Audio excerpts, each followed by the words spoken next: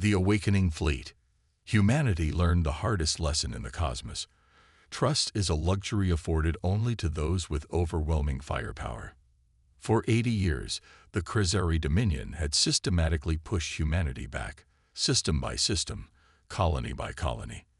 Their vessels, vast organic metallic hybrids that consumed asteroids and processed them into more ships, had overwhelmed the United Earth Fleet in a series of defeats that military historians now simply call the collapse. The Krezeri were methodical. They weren't genocidal. They merely wanted humanity contained, controlled, and eventually assimilated into their vast empire spanning 17 systems. Humans would make excellent workers, scientists, and perhaps even soldiers in their endless conquest of the galaxy. Their last ultimatum was clear. Retreat to Sol system, dismantle all military vessels capable of interstellar travel, and accept Krezeri oversight. The alternative was complete destruction. Earth's governments complied. At least, that's what the Krezeri believed. Captain Elise Harrow stood on the observation deck of the EDS Retribution, staring at the holographic displays showing the status of her fleet. 5 ships, each one the product of 20 years of secret development. Beyond the reinforced transparent aluminum of the viewport stretched the darkness of the Kuiper Belt, where humanity had hidden its greatest secret. "Status report," she said, her voice carrying the weight of command, but none of its usual harshness. Everyone on this ship understood what was at stake. Lieutenant Commander Chen appeared beside her, his uniform bearing the insignia of the Earth Defense Initiative, an organization that officially didn't exist. The Krezeri Battle Group has entered the Arcturus system. Long-range scans confirm 17 vessels, 3 of them conversion ships. They're heading directly for New Haven. Harrow's jaw tightened. New Haven was supposed to remain a secret. A colony of 50,000 humans, hidden on a moon orbiting a gas giant, shielded from conventional scans by the radiation belt of its planet. Somehow, the Krezeri had found it. "They think they'll find an undefended outpost," she said quietly. "A violation of the treaty they can use as an excuse for further restrictions. Instead, they'll find us," Chen replied, a rare smile crossing his features. Harrow nodded. "Alert all ships. Prepare for translation jump. We move in 6 hours." Throughout the massive vessel, over 3,000 crew members felt the tension rise. Many had been born and raised in these hidden shipyards, never seeing Earth or her colonies. Their entire lives had been devoted to this moment, the day humanity would finally strike back. In the ship's massive engineering section, Dr. Morris Sullivan calibrated the vessel's most closely guarded secret, the Chimera drive. Conventional wisdom held that faster-than-light travel required enormous power expenditure in direct proportion to a ship's mass. The Krezeri had used this physical law to justify forcing humanity to dismantle its larger warships. Anything capable of both FTL travel and significant combat capabilities would require power sources that would be easily detected. What the Krezeri didn't know was that Sullivan had discovered that space itself could be manipulated to reduce a vessel's effective mass. The Chimera drive didn't just move the ship through space, it moved space around the ship. Final calculations complete, Sullivan reported to the bridge. Chimera drive is nominal. We can jump with 97% efficiency. On the Retribution's command deck, Captain Harrow studied the tactical display showing their target. The Krezeri Battle Group had formed a standard search pattern, spreading out to encircle the moon where New Haven had been established. They hadn't deployed ground forces yet.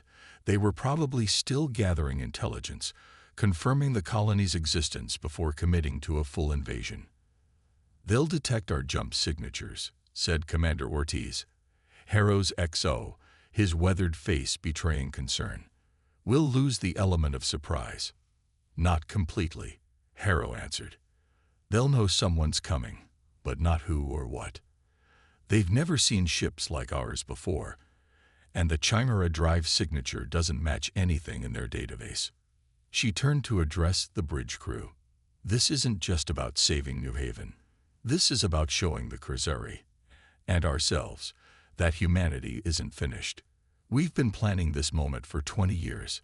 Every simulation, every drill, every sacrifice has been leading to this. Behind her, the main view screen showed the 4 other vessels of her fleet: the EDS Defiance, Vindication, Reckoning, and Justice. Each one was a marvel of engineering, nearly 2 kilometers in length, with sleek, predatory lines that spoke of both form and deadly function. They were the first of Earth's new Dreadnought-class vessels, ships that shouldn't exist according to the Krasari Treaty. "All ships report ready," Captain Chen announced. Harrow nodded. "Commence final countdown. Weapons hot, shields at maximum. Translation jump in 3 minutes." Throughout the 5 vessels, crew members moved with practiced efficiency, securing systems and preparing for combat. In the Retribution's massive hangar bays, fighter pilots climbed into their Raptor-class interceptors, craft designed to exploit weaknesses in Krasari defensive systems. 1 minute to jump, came the announcement ship-wide. Harrow settled into her command chair, feeling the familiar weight of responsibility. Earth had entrusted her with its future. If she failed, there would be no second chance. Chimera drive engaged, Sullivan reported from engineering. Space folding sequence initiated. Around each of the 5 dreadnoughts, space began to ripple and distort. Stars seemed to stretch and compress as the fabric of reality itself bent to the will of human technology. Jump in 5, 4, 3, 2, 1. Reality twisted, and the fleet vanished from the Kuiper Belt. In the Arcturus system, the Krasari Fleet Commander, Supreme Observer Quetzalon, watched with satisfaction as his ships surrounded the human colony. These humans were so predictable, so desperate to expand beyond their borders despite clear prohibition. This violation would justify tightening restrictions on the Sol system, perhaps even establishing a permanent Krasari presence on Earth's moon to ensure compliance. "Supreme Observer," his sensor officer called out, voice pitched with alarm. "Multiple spatial distortions forming at coordinates 227 by 145 by 038. Quetzalon turned, his 4 eyes narrowing. "Classification: Unknown, Supreme Observer. Energy signatures do not match any known translation technology." Before he could respond, space tore open, and 5 massive vessels emerged, larger than any human ship the Krasari had ever encountered, their hulls gleaming with a strange, almost luminescent material. For the first time in his long military career, Quetzalon felt a sensation he'd never expected to experience when dealing with humans: fear. On the bridge of the Retribution, Captain Harrow surveyed the tactical display showing the Krasari fleet. Their ships had broken formation, clearly surprised by the sudden arrival of unknown vessels. "They're scrambling to regroup," Ortiz noted. "Their conversion ships are falling back, while the military vessels form a defensive screen." Harrow nodded. "Exactly as expected. All ships, assume formation Alpha. Defiance and Vindication, move to protect New Haven. Reckoning and Justice, prepare to engage the Krasari flanks. Retribution will take the center." She watched as her orders were executed with precision, her 5 ships moving into positions that would force the Krasari to divide their attention. "Open a channel," she commanded. "All frequencies, all languages." When communications signaled readiness, Harrow stood tall, her voice clear and unwavering. "This is Captain Elise Harrow of the Earth Defense Fleet. You are in violation of sovereign human territory. The colony of New Haven is under our protection. Withdraw immediately or face the consequences of your aggression." There was a long pause before a response came through, a harsh, clicking language translated by the ship's AI into English. "This is Supreme Observer Quetzalon of the Krasari Dominion. Humans have violated the Containment Treaty by establishing an illegal colony. Your vessels appear to be in violation as well. Power down your weapons and prepare to be boarded or face immediate destruction." Harrow smiled thinly. The Krasari had no idea what they were facing. "I was hoping you'd say that. All ships, weapons free. Show them exactly what humanity has been building for the past 20 years. From the 5 Dreadnoughts, hundreds of weapon ports opened simultaneously. The newly developed quantum cascade cannons, weapons that fired projectiles that multiplied in transit, becoming impossible to track or intercept, powered up with an ominous hum felt throughout each ship. "Fire," Harrow commanded. The night sky of Arcturus erupted with light, as Earth's vengeance was finally unleashed. Stars eclipsed. Supreme Observer Quetzalcoatl watched in disbelief as the human vessels unleashed weaponry unlike anything recorded in Krezeri tactical databases. Brilliant lances of energy stabbed across space, somehow splitting and multiplying as they approached their targets. The first salvo alone disabled 2 of his patrol cruisers, bypassing their shields as if they weren't even there. "Impossible," he muttered, his secondary heart pounding with alarm. Reconfigured defensive arrays. All combat vessels. Concentrate fire on the central human ship.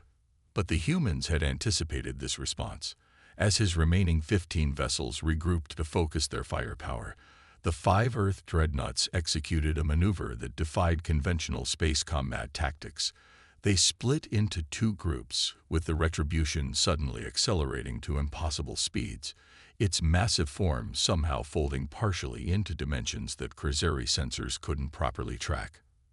Aboard the Retribution, Captain Harrow gripped her command chair as the ship's partial dimensional shift created the disorienting sensation of existing in multiple states simultaneously. "Quantum field holding at 87%, Sullivan reported from engineering, her voice strained but triumphant. "Short space translation successful." The Retribution had effectively skipped through a folded pocket of space-time, reappearing directly behind the Krezeri formation, a maneuver that should have been physically impossible according to known physics. "All batteries, target their conversion vessels," Harrow ordered. "Deployment teams stand by." From the Dreadnought's lower bays, specialized craft began to launch, not fighters, but advanced boarding units designed specifically to penetrate Krezeri biomechanical ships. Each carried a squad of Earth's most elite soldiers, equipped with armor and weapons developed through 2 decades of studying recovered Krezeri technology. Meanwhile, the remaining 4 Earth vessels executed their own attack patterns, each one demonstrating capabilities that shocked the Krezeri commanders. The EDS Vindication unleashed swarms of autonomous combat drones that overwhelmed point defense systems. The EDS Defiance projected massive energy shields around New Haven, absorbing the bombardment intended for the colony below. They were ready for us, Quetzalcoatl realized with growing horror. This was a trap. His tactical officer's voice came through with rising panic. "Supreme Observer, the humans are deploying boarding craft. They're targeting the conversion ships." This was unprecedented. No species had ever attempted to board a Krezeri conversion vessel, the massive ships that formed the backbone of their expansion strategy. The technology to transform raw materials into new ships was among their most closely guarded secrets. "Protect the converters at all costs," Quetzalcoatl commanded. "Divert all available power to their defensive systems." But it was too late. The Earth boarding craft, utilizing technology derived from the Chimera drive, partially phased through the Krezeri defenses, allowing them to penetrate deeply before rematerializing fully inside the massive vessels. Lieutenant Maya Santos led the first boarding team into the primary conversion ship. Her squad moved with practiced precision through the strange organic metallic corridors that pulsed with an unsettling life of their own. "Remember your training," she told her team over the tactical comm. "These ships are partially alive. Target the neural clusters first, then secure the conversion core." They encountered resistance, Krezeri soldiers in their characteristic chitin-reinforced armor, wielding plasma weapons that could melt through standard materials. But the Earth soldiers wore armor composed of metamaterials that redistributed energy attacks and carried weapons specifically designed to penetrate Krezeri natural defenses. The battle raged through the corridors, but the Earth forces had the advantage of surprise and specialized training. Within 20 minutes, they had fought their way to the central conversion chamber, a massive spherical room where raw materials were broken down at the atomic level and reconstituted as new ship components. Charges set. Santos reported back to the Retribution.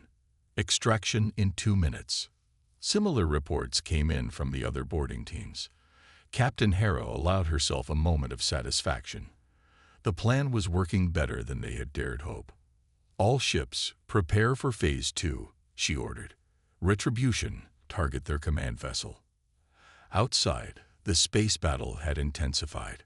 3 Krasari warships had been disabled, and a 4th was venting atmosphere from multiple hull breaches. The Earth fleet, despite taking damage, maintained formation and combat effectiveness. But the Krasari were adaptable. Their remaining ships began to adjust their shield frequencies, making the quantum cascade cannons less effective. They launched counterattacks using gravitic distortion weapons, technology they had previously kept hidden from human intelligence. The EDS Justice took a direct hit, its starboard section crumpling under the gravitational forces.